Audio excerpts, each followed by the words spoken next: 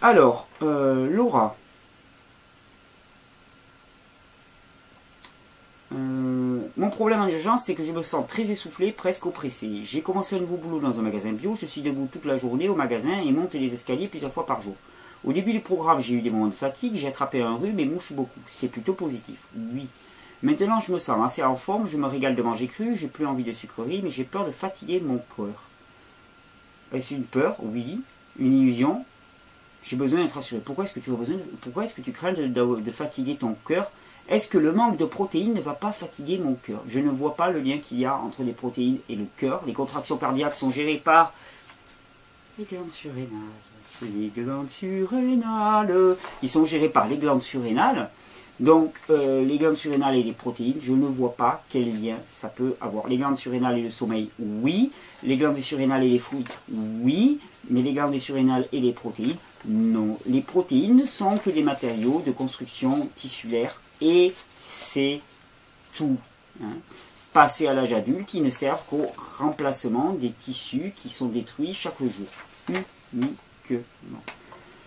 Tu expliques que les céréales rendent le liquide gluant, la lymphe particulièrement, parce que ça engorge la lymphe. Qu'en est-il des légumineuses? C'est encore pire. Pourquoi ne pas en consommer? Parce que c'est encore pire, il y a des protéines dedans en plus, donc elles apportent pourtant des protéines végétales. Bah oui, mais est-ce qu'on a besoin de protéines végétales? Ce mythe des protéines est absolument fabuleux. Je vais vous préparer pour Noël un petit check-up là, parce que au repas de Noël, il va y avoir... D'où viennent tes protéines? Ding ding ding. D'où viennent tes protéines? Eh bien, d'où viennent nos protéines? Nos protéines, donc il faut bien expliquer à ces gens, leur poser la question d'abord, à quoi servent les protéines? Est-ce que c'est un carburant? Non. Est-ce que c'est... non. Est-ce que c'est... non, ça sert juste au renouvellement tissulaire. Quels sont les besoins pour un adulte? Ils sont très faibles. Ils ne sont pas supérieurs à celui d'un enfant qui est en pleine croissance. On est d'accord. Quels sont les besoins d'un enfant en pleine croissance? On peut se baser sur le lait maternel, qui est quand même l'aliment physiologique pour le corps humain. Et il y a à peu près 7% en quantité calorique de protéines dedans. C'est ce qu'on va retrouver exactement dans un régime composé de fruits et de feuilles. Donc, tout va bien. Donc tout va bien. Donc ce mythe des protéines est une aberration. C'est un hocher qu'on nous agite devant la vue pour éviter de voir tout le reste. Dès qu'il y a un truc qui ne va pas, c'est qu'on n'a pas assez de protéines. Dès qu'il y a un dysfonctionnement quelconque, on n'a pas assez de protéines. On se moque de vous. On se moque de vous. C'est tout. C'est tout, c'est tout, c'est tout. Donc Laura, va en paix.